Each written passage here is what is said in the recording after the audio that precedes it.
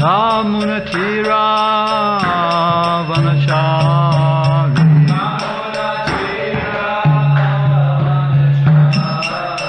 Yamunatira Vanachari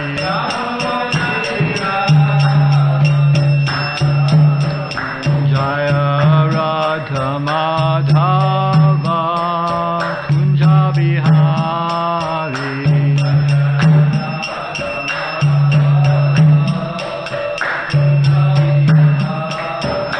Jaya Radha Madhava Kunja Bihari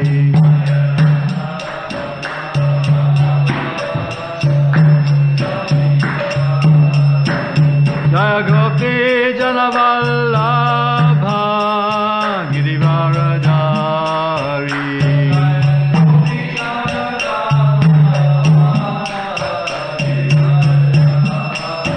Jaya Gopi Janavallabha Girivaradari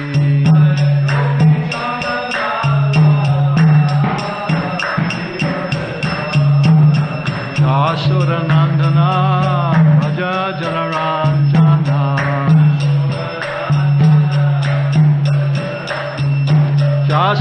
Yashodanandana Raja Janaranjana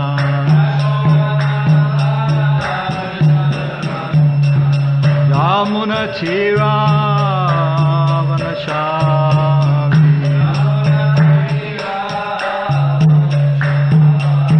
Yamunatira Vanachari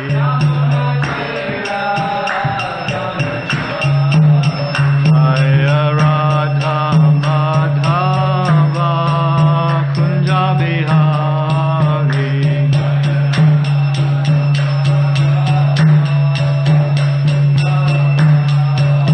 Jaya Radha Madhava Kunja Bihari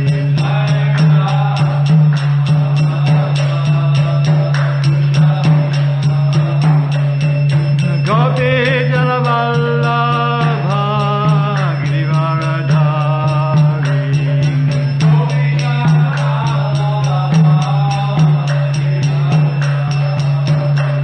Gopi Janavallabha Girivaradari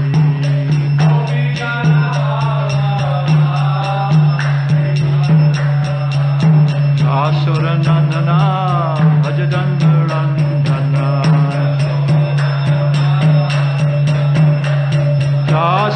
Yashodanandana Bhajadandarandana Yamunatira Vanachari Yamunatira Vanachari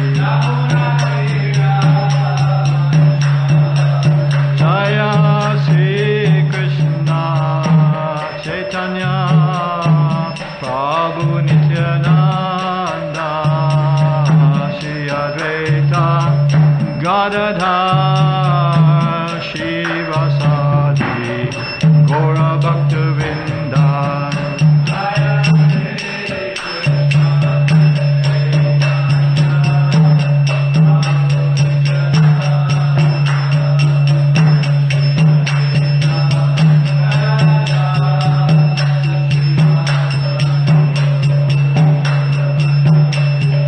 Jaya Sri Krishna Chaitanya Prabhu Nityananda Shri Advaita Gadadhara Shivasadi Gaura Bhaktavinda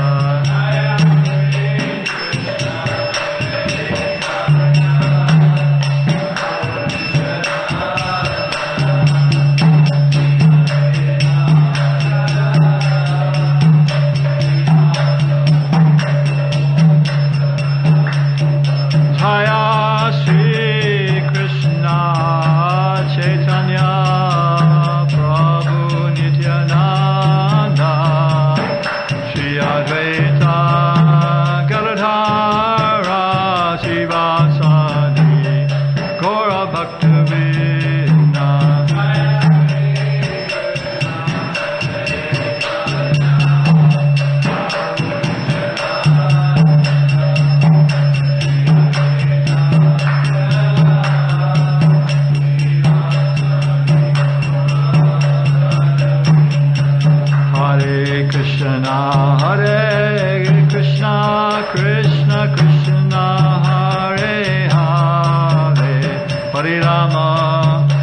Hare Rama, Rama Rama, Hare Hare.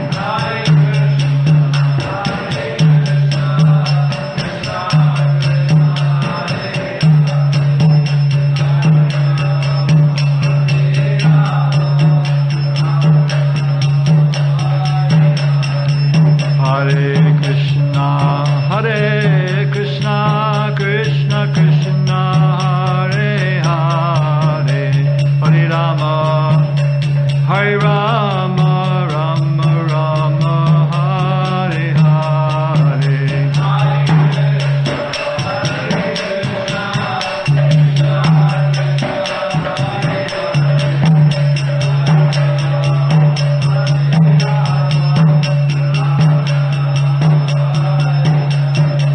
Hare Krishna, Hare Krishna, Krishna Krishna, Hare Hare, Hare Rama, Hare Rama, Rama Rama, Hare Hare.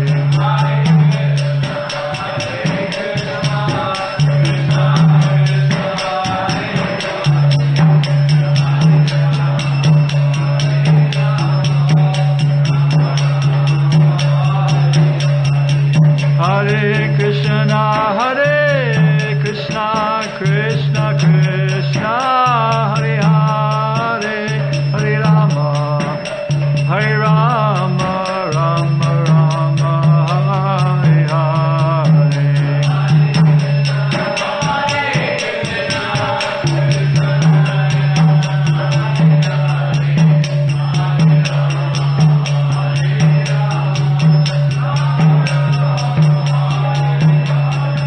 Hare Krishna, Hare Krishna, Krishna Krishna, Hare Hare, Hare Rama, Hare Rama, Rama Rama, Hare Hare.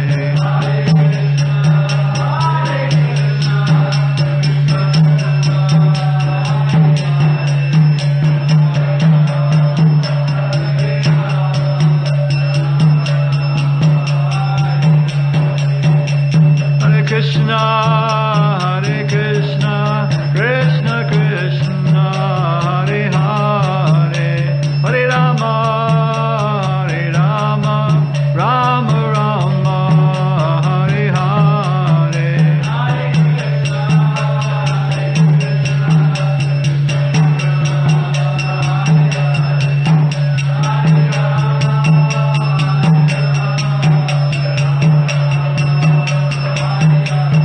Hare Krishna, Hare Krishna, Krishna Krishna, Hare Hare, Hare Rama, Hare Rama, Rama Rama, Hare Hare.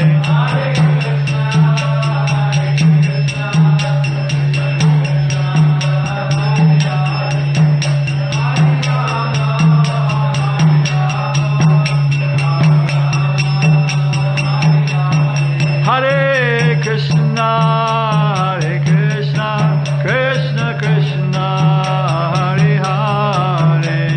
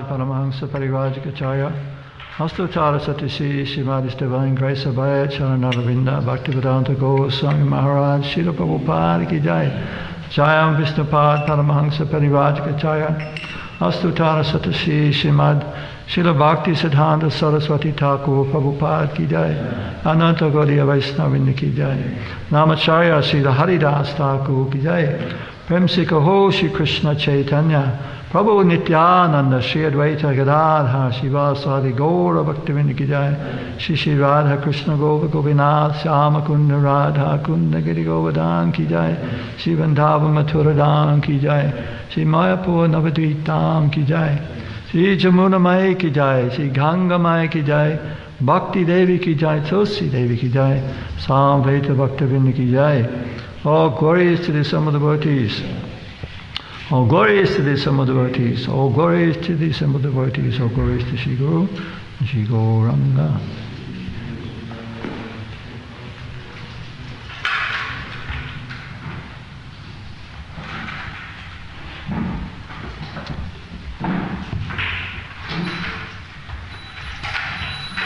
Om Namo Bhagavate Vasudevaya.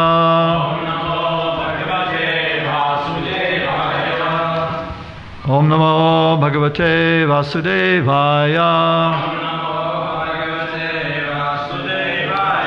Om Namo Bhagavate Vasudevaya.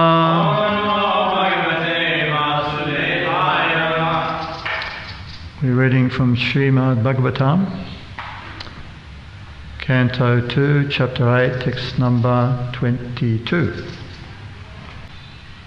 Yovanusayanam sarga Pasandasya sambhava Atmano bandhamoksho cha Vyavastanam swarupata Yovana vanusayanam sarga Pasandasya sambhava Atmano bandha moksha cha Vyavastanam surupata Ya, all those. Va, either. Anusayanam, merged into the body of the Lord. Sharga, creation. Pasandasya, of the infidels. Cha, and. Sambhava, appearance. Atmana, of the living beings. Bandha, conditioned. Moksha, being liberated. Cha, also. Vyavastanam, being situated. Swarupata, in an unconditioned state. Translation and purport by Srila Prabhupada. Please also explain how, merged in the body of the Lord, living beings are created, and how the infidels appear in the world. Also, please explain how the unconditioned living entities exist. So please repeat after me. Please also explain how, merged in the body of the Lord, living beings are created, and how the infidels appear in the world. Also, please explain how the unconditioned living entities exist. Srila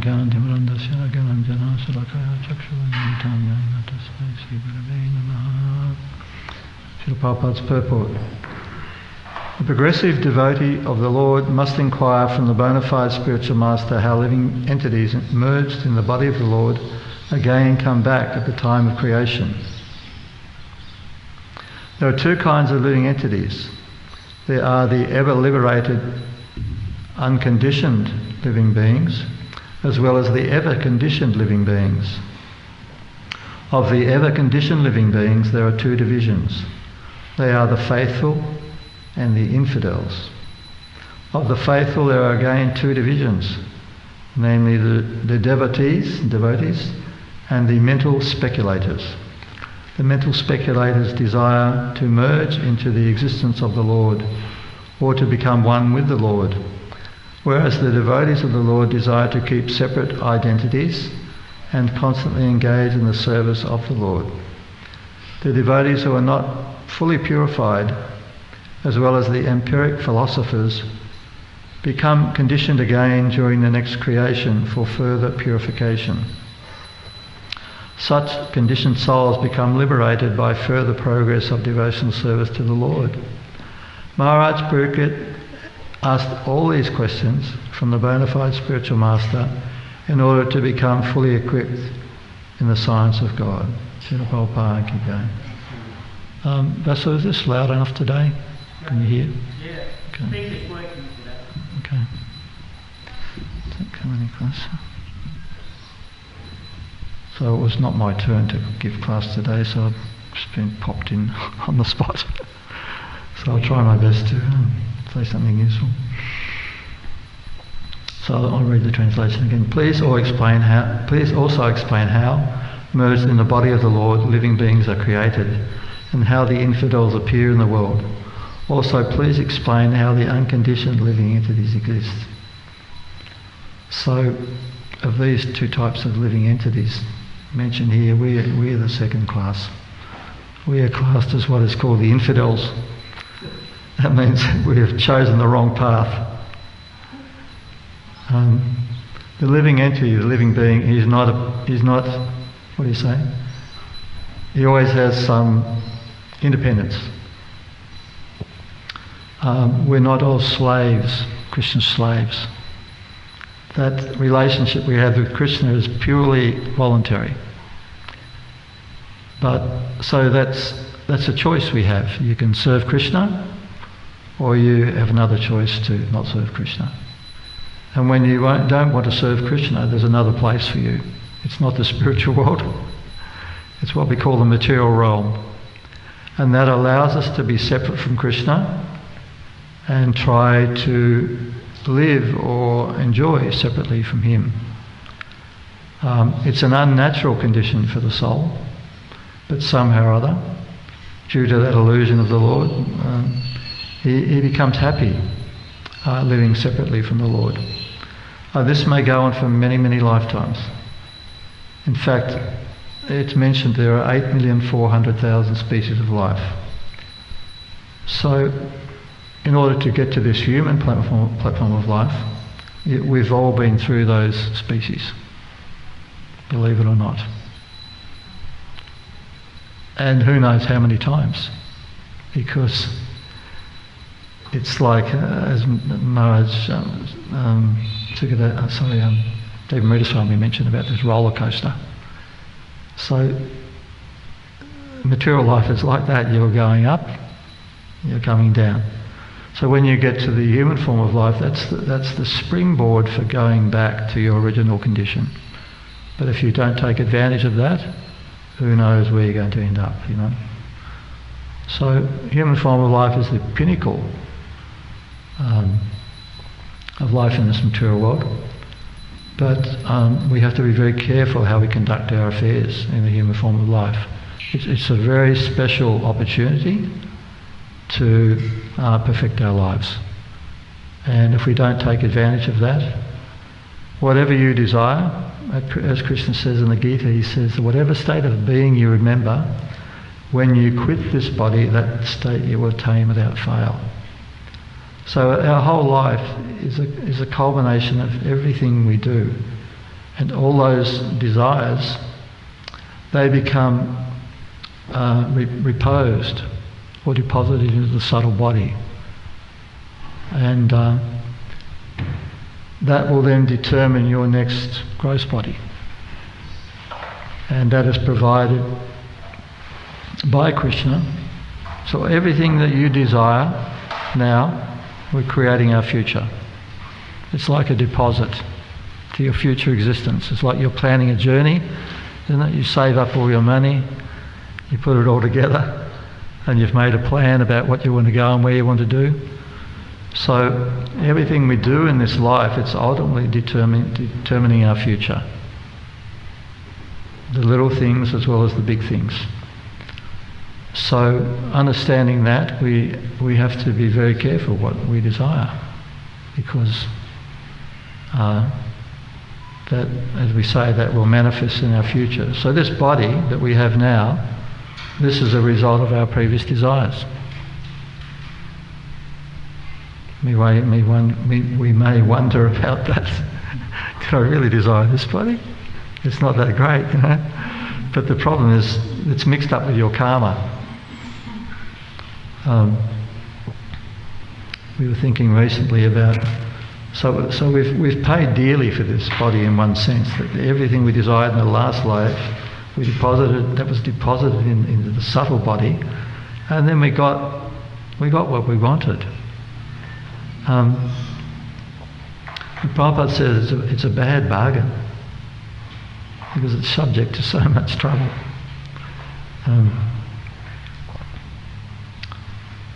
I was also thinking about if we go to buy something that's very expensive. So in one sense, this body is a very expensive result of our previous activities. And you'd want some sort of warranty, wouldn't you? Isn't that right? So with this body that we get, we've paid so dearly for, there's absolutely no warranty at all. Not even one day. So it's really not a good deal. Prabhupada also says humorously, he says, Maharaj Pariksit had 7 days notice that this body would be finished, and he prepared. He said, but I have no such notice, therefore I will live for 7 millions of years. So we're all under that illusion. We're very sort of comfortable, we feel safe and happy, but there's no guarantee of tomorrow. So as we said, it's not a very good deal, and we'd want to try and do something about that. We explained everything we're doing now is determining our future. So the activities of a devotee are to create that bright future. And in the Shastras there are so many rules and regulations for us to follow so that we create the best future we can have.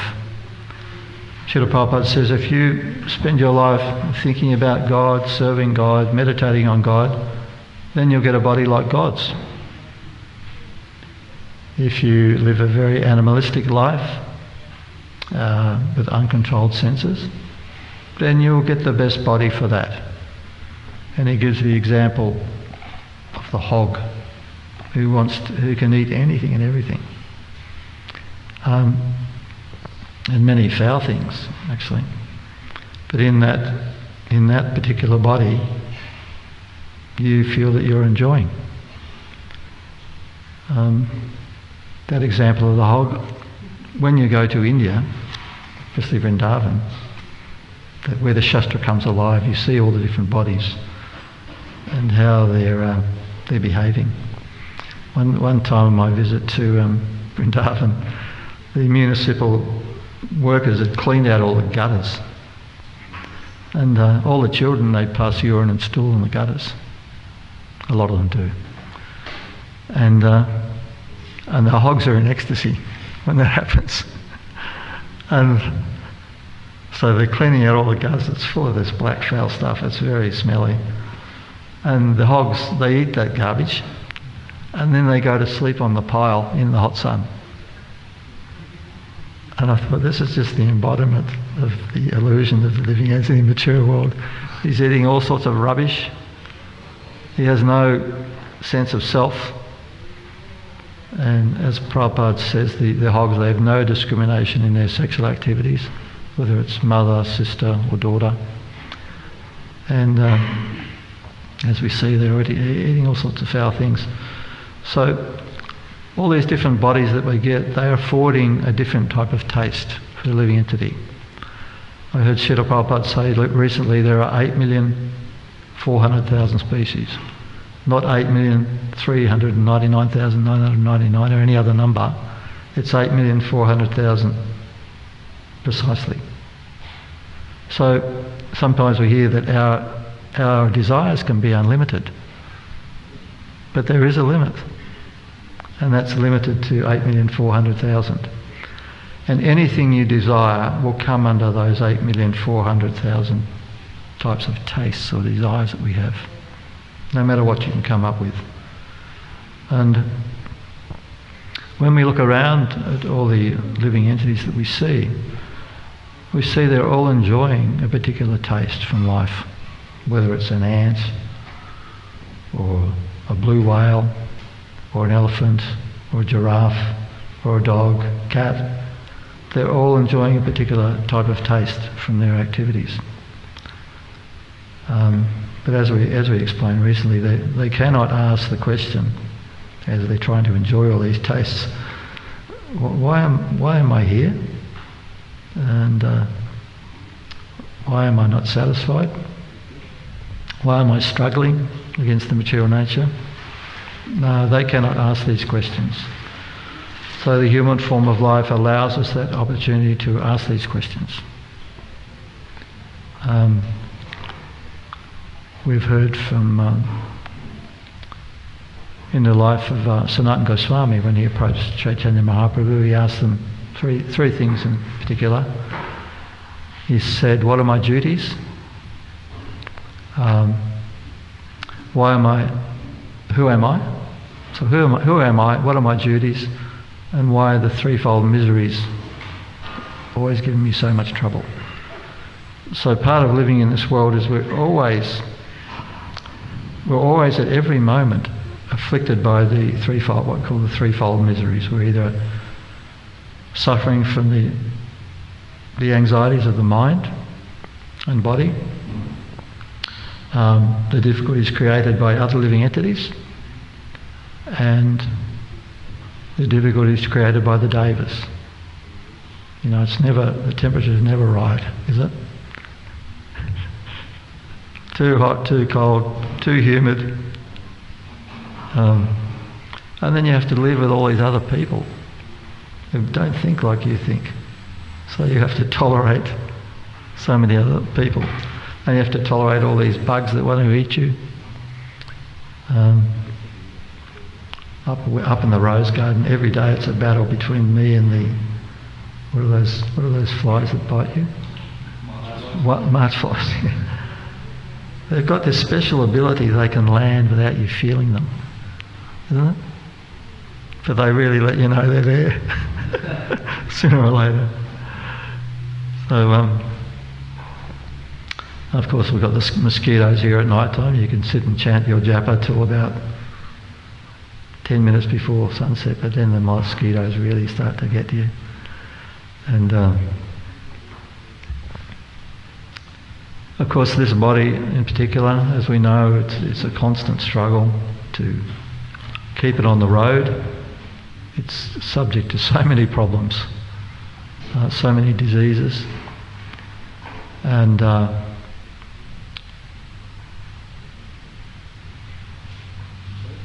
material energy is moving, what we say, in a very volatile way.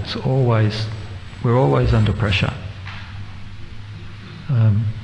It's very difficult to find that situation where all those things are not bothering you, the atmas, the bhautikas and the daivikas. Very difficult. But in the process of self-realisation, if we can actually make some solid advancement in self-realisation, we can become less affected by those, I call them the three pressures. There's some nice verses in Bhagavad Gita that give us encouragement. There's Bhagavad Gita 6.8 where Krishna says, Jnana Vijnana Triptatma Krutasto Vijatendriya Anatmanastu Satrutve Vati Tatmaiva Satruvat. Try and remember the translation. Do you know that one, Rupa? A person is said to be established in self-realisation and isn't called a yogi or mystic when he is fully satisfied by acquired knowledge and realization. Such a person is self-controlled, and he sees everything, whether it be pebbles, stones or gold, as the same. And there's a further verse, 624 I think it is. One should engage oneself in the practice of yoga with undeviating determination and faith. So undeviating determination and faith. One should abandon without exception all desires born of false ego, and thus control all the senses on all sides by the mind. So if we can get the mind on side, life can be a lot easier. And in the practice of yoga, that's the actual focal point for all of our practices. To try and have the mind under control and have the mind fully focused on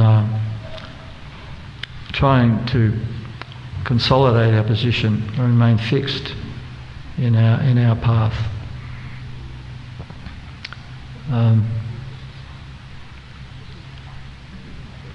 So it's not spiritual life is not what we call a sprint. It's not like a 100-meter dash. In fact, it's a marathon, and it's a cross-country marathon where you're going uphill, down dale, and there's always so many challenges. And your desires, you have to try and cultivate the right desires. Most of us, we want to stay here for a good time. We don't want to leave. We become very attached, and we become very comfortable in our bodies, isn't it? We don't want to step out. And in many ways, we're unhappy with the bodies that we have. I was also thinking the other day, when you look around in a class or in a group of people, sometimes we're not happy with this body, and you think, would you want to swap it with any other body? Let's think about it. Would you want to swap it with any other body? Probably not, because we're very attached to this body. But one day this body will become either of three things. It will become ash, or it will become the stool of an animal, or it will become earth. So that's a very sobering thought.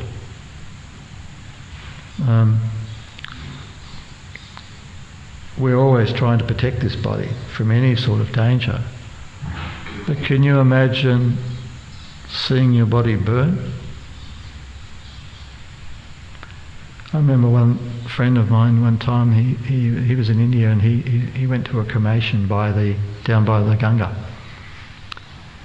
And he said there was such a strong thought in his head that he wanted to pull that body out of those flames.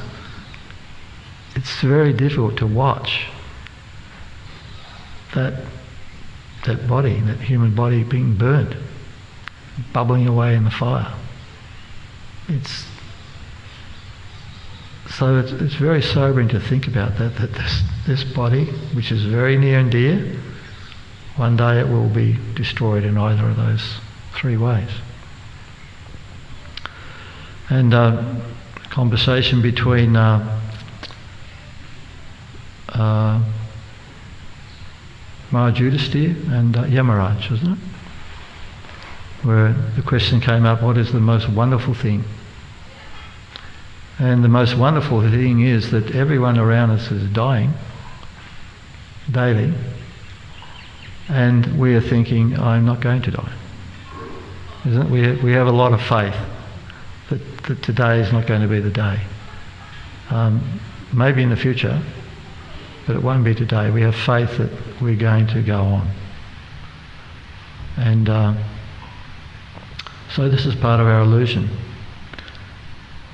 We come to this material world to try and escape and become the centre of enjoyment, but it's become a very difficult path for us. So Krishna says, after many, many births and deaths, one who is in knowledge, he surrenders unto me, knowing me to be the cause of all causes and all that is. So we can assume that everyone that's in this room today we're either coming to that point or we've come to that point of realising that there's got to be something more. Of course, atheism in the modern world is widespread and rampant. There is no God, there is no supreme controller, there is no such thing as a soul. So in one sense it's a very empty civilization. It's a dead-end civilization because they see no future for themselves. So to understand the science of the soul is quite difficult. For a devotee, we see soul everywhere, isn't it? We see and feel the presence of spirit everywhere. How you can come to the conclusion that you're simply a combination of chemicals and nothing more. We can't understand that. How do you come to that conclusion? And once you begin to appreciate the Supreme Creator and your own spiritual nature, the world can make a lot more sense. Because without understanding those two, how can you make sense of the world? It's I find it much more easier to understand the world when we consider those two principles.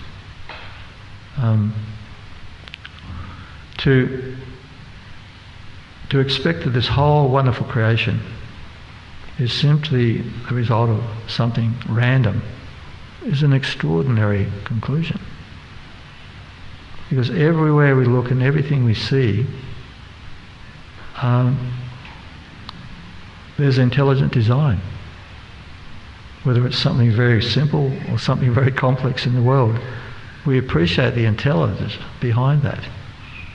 We appreciate the beauty. The world is full of so much beauty. And everything is extraordinary. Everywhere you look, you'll find something very wonderful. So that is coming from a very wonderful person. And that is Krishna. So as devotees, we want to understand that wonderful person and try and understand more about their creation and more about what Krishna is, what is being discussed here by Srila Prabhupada. Those different qualities of living beings. And understanding what this creation is all about. Srila Prabhupada mentions that the whole creation, what is its purpose? Its only purpose really is to give the conditioned souls, which are mentioned here, the infidels, is to give them a chance to get out. This whole big display. When you look in the sky on a dark night and you see those billions of planets, they're all populated with living entities like you and I, also contemplating some of these same questions. And so that whole fantastic display is simply an opportunity to give the souls a chance to get out. There is no separate spiritual world to Vaikuntha. It's not like there's a second spiritual world for us who don't want to fit in there. There's a material world. And in one sense we are sentenced here to this material world. It's like in the world at large, around us we have prisons, isn't it? For us, we don't really think much about the prison, do we? How often do you think about a prison? We don't think much about it, but they're out there, around, dotted around the country, where people are incarcerated because they don't want to fall into line with appropriate social behaviour. So, for those who don't want to fall into line with Krishna in the spiritual realm, where he is the supreme enjoyer, and our relationship with him is based upon that spirit of enjoyment and friendship, then we have this material world where we try to live out our fantasies. So we're imprisoned in this material world. And so as we talked about those three miseries before, the nature of those miseries is to cause us constant trouble, so that eventually we come to the point of thinking, God, there's got to be something better than this, surely. And once we come to that position, then we've got a chance to make those inquiries and take some steps to rectifying our condition. When people are sent to the prison, generally it's what we call, the maximum is a life sentence. And I guess in that case the only escape for them is death.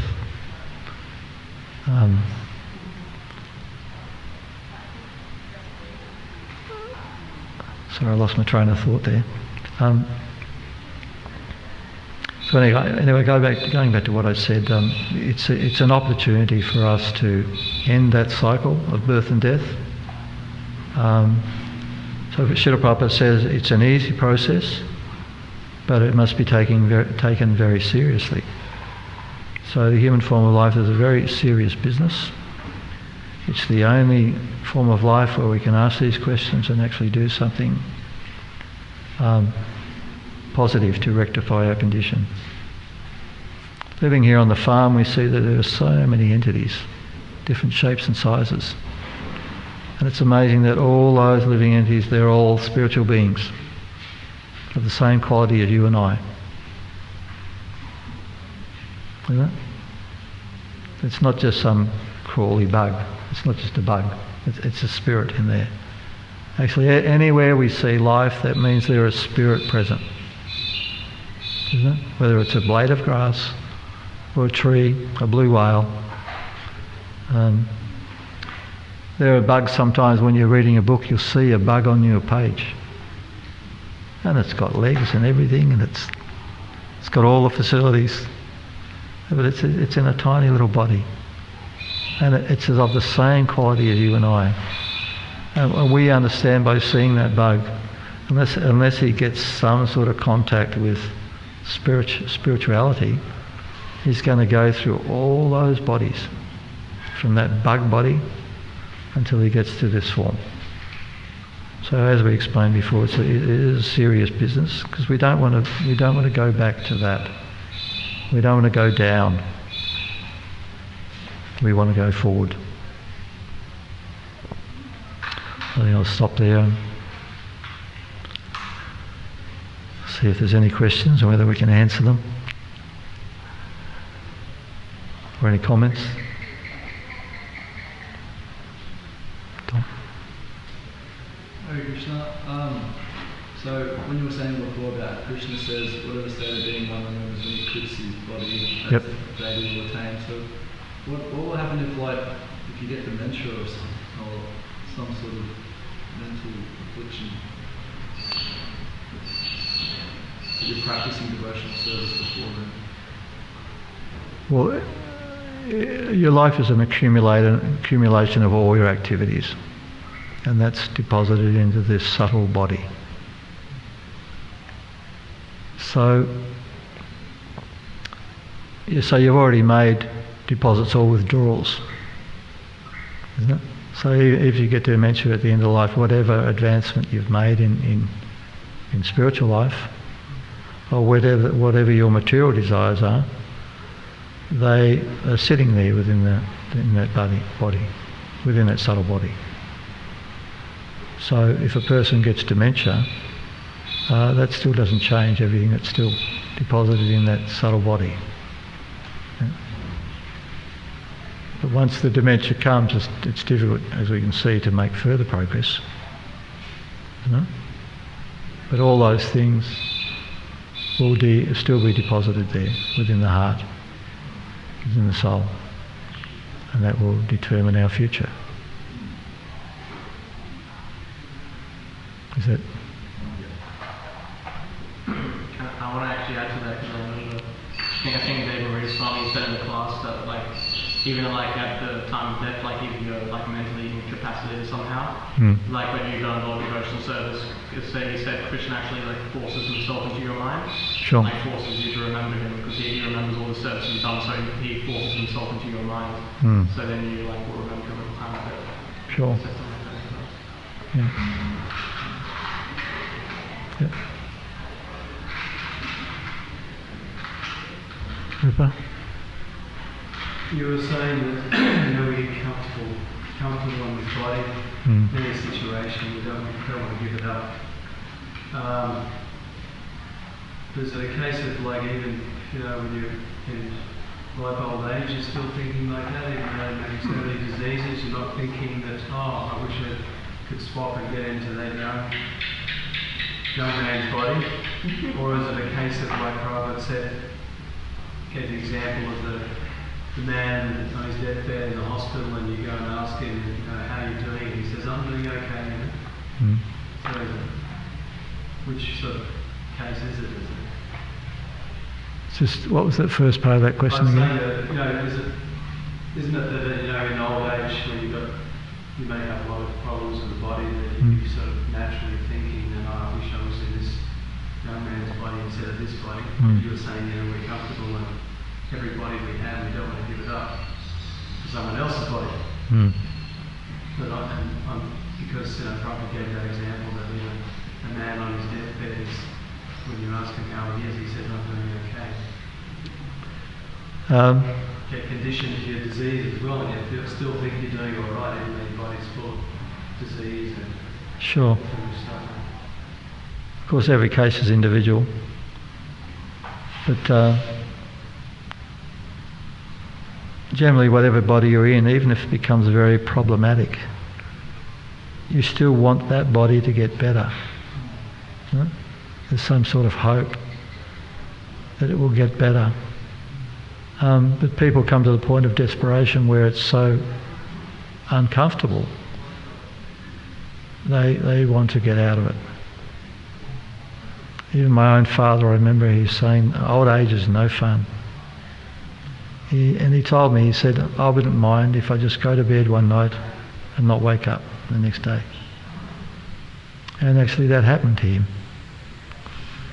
Another thing, Srila Prabhupada, one time a devotee in Melbourne asked Srila Prabhupada, why is it that only young people are taking interest in Krishna consciousness, spiritual advancement, and the older people aren't? And Prabhupada said, because they are old fools. He wasn't very kind to them.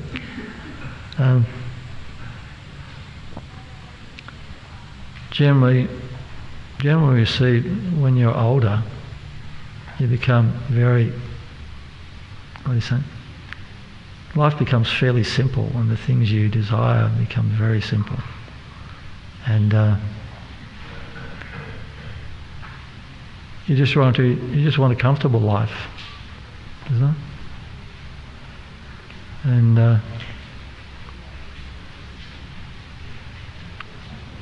yeah, but this is very unfortunate that older people are not really looking to the future and finding a solution to all these birth, disease, old age and death issues. I don't know whether this is satisfying your question. You probably also gave that story of Akbar and his minister, and Akbar said, how long is sex desire there? And the minister said, right till death, Yeah. I didn't believe him, so the minister said, well, come and see this old man in the hospital and bring your beautiful young daughter.